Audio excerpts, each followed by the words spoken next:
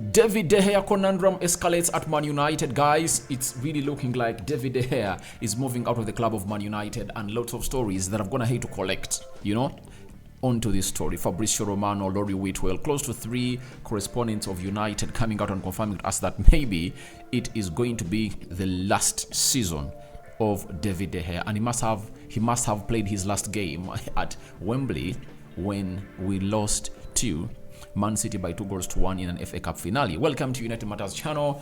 Then we are discussing the twins of Darren Fletcher coming to Man United, another huge transfer that has really gone ahead to develop at Man United.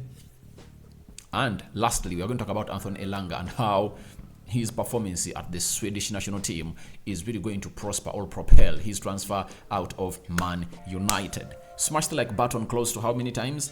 300 times, and don't forget to subscribe. How do you subscribe? Lower right bottom corner is the place to be. Smash the black button that has the word subscribe. After smashing it, hit the notification bell. That will enable you get notified every time we upload a video onto this channel. Now let's go, eyes. David De Gea has gone ahead.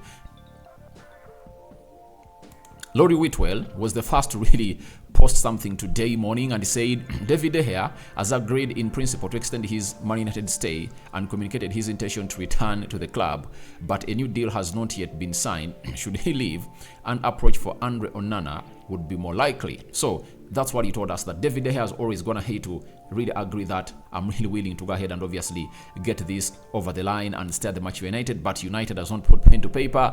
But it looks like it's David De Gea delaying all this because of the following. And what worried me most was this tweet that really came in through from the website of Man United, that David De Gea is not included into the Man United's retained list. United say discussions remain open David De Gea over a potential new contract. So that is the worrying bit of it. If at all he's left with just 14 days for his contract to run down and has not been renewed, why hasn't the club included him on? If at all they are very optimistic that the player is going to stay. So it shows you that the optimism is very, very little, and they've gone ahead to disagree onto the matter. And we go to the Mirror. He has gone ahead and really told us the following as to why David has not put pen to paper yet. He is David Mollock. He's a Man United correspondent for the Daily Mirror. I knew the Daily Mirror have been so close to Man United, and for the previous 2 years they've been so much concrete and accurate on the information of Man United. So this correspondent of United, David McDonnell, has told us that David De Gea is set to leave Man United after 12 years at the club. Man United sources have indicated that David De Gea contractual situation is looking bleak. We have so far been unwilling to accept a reduction. He has so far been unwilling to accept a reduction on his current $375,000 a week salary. And I really understand why he's calling in for that salary. Do you know why? For a goalkeeper who's going to have to keep the most clean sheets in the league, and we are where we are because of David De Gea, like him or not. The Serbs is going to have to pull out in very many big games, and that is David De Gea. I understand he has costed us in like 2 or 3 games this season, but out of the 60+ games he has been in between the stages of Manchester United, he has produced wonders and worldies of saves in there, and we have to appreciate what he's going to have to do for the club of Man United. And this is being seen as something small, but it complicates our transfer window. That means Ten Hag will have to shift from looking in for a world-class striker and obviously go in for a world-class goalkeeper like Diego Costa for like £60 million. But if you keep David De Gea at Man United, you'll just go in and look in for what we call a backup goalkeeper who is willing to act as a second-choice goalkeeper at Man United. That's it. So either we spend £60 million on Diego Costa from FC Porto, or we go ahead and keep Dean Henderson in between the stitches of Man United next season.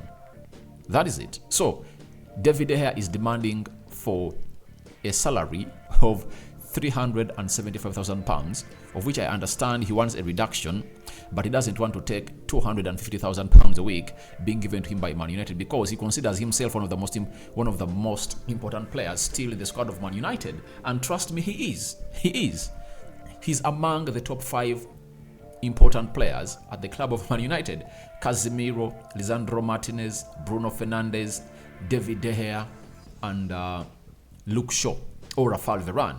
That is my list. So if he's among the top 5, then he deserves to be earning like how those top 5 players are really earning. And for David De Gea, he understands that this is his final contract that is going to sign at Man United, and it couldn't go less, or it couldn't go below £300,000 a week. I think that's his bare minimum. Then Jamie Jackson, a United correspondent. 4. For The Guardian, an observer, he has told us that Man United are less sure of David De Gea signing a new deal than they were about a fortnight ago, but still remain optimistic he will sign fresh terms. So, the contract they tabled for David De Gea had lots of clauses that are really not so much appreciated for the goalkeeper that has been here for a very long time and has been voted mostly the player of the year in those seasons. One of the clauses that doesn't sound well for David De Gea and me is that they are willing to pay him £250,000 a week, but it will depend on the appearances he makes.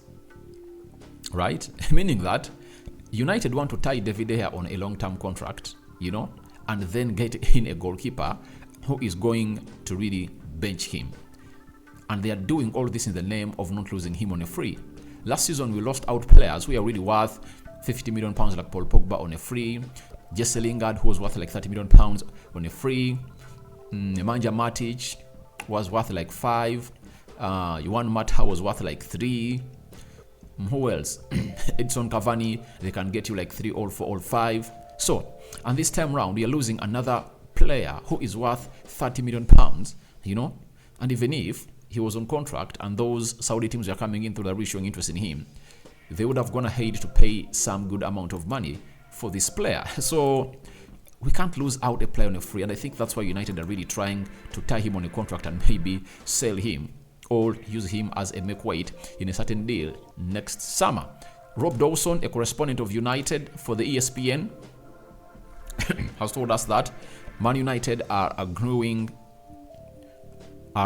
concern that David De Gea might have played his last game for the club. Man United chiefs believed they were close to an agreement with David De Gea to extend his contract, but talks have dragged on and there are fears he would now leave this summer. Then he continued and said, talks with David De Gea are ongoing, but United are not as optimistic about reaching a compromise as they were a month ago. David De Gea was exploring the possibility of returning to Spain earlier this season, while there has also been tentative interest from clubs in Saudi Arabia. That is David De Gea for you. So, it's really a complicated situation for David De Gea, but we're also having a tweet coming in from Fabrizio Romano, and is putting a cap to all of this we've had. Romano has told us that Manchester United invest on new goalkeeper will depend on David De Gea negotiations outcome. Discussions remain open with David De Gea. New deal almost agreed since March, but not signed or completed yet due to the key details and some approach from Saudi clubs. So David De Gea is one of those that is wanted by Saudi clubs and wants to return to Spain, but he wants to be respected. The way the club treats you is how you really know that they really respect you to the max. But as it stands, it doesn't really look great. And to show you that we are into a very huge conundrum at Man United, even the other goalkeeper that would have gone ahead to act as a third choice or second choice goalkeeper, that is Tom Heaton, has come out and really said the following to Man United, that Man United have triggered the 1-year option in Tom Heaton's contract, although the player is now keen to go and play regular football in the twilight of his career. Luton Town and Hull City are interested. Now, if at all Luton Town, a team that in the Premier League, is interested in Tom Heaton is also going to pave way out of the club of Man United. And if Tom Heaton goes and David De Gea goes, that takes to a tally of goalkeepers who have to sign to 3. Because even Butland has left, De Gea is leaving, Tom Heaton is leaving. So it shows you that if Tom Heaton was to stay, we are going to sign 2 goalkeepers and David De Gea goes. Now, if at all David De Gea and Tom Heaton goes, we'll be left with only 1 goalkeeper, that is Dean Henderson, and he's still injured, meaning that you are starting a preseason without a first choice goalkeeper. It shows you how ugly the situation is. When I tell you that David De Gea conundrum escalates at United, that is really what I mean. As we are into the takeover situation, fear scores everywhere. Things are really trying to really bust up from the goal. Remember, this season has been so much a productive one for Manchester United because of the back five.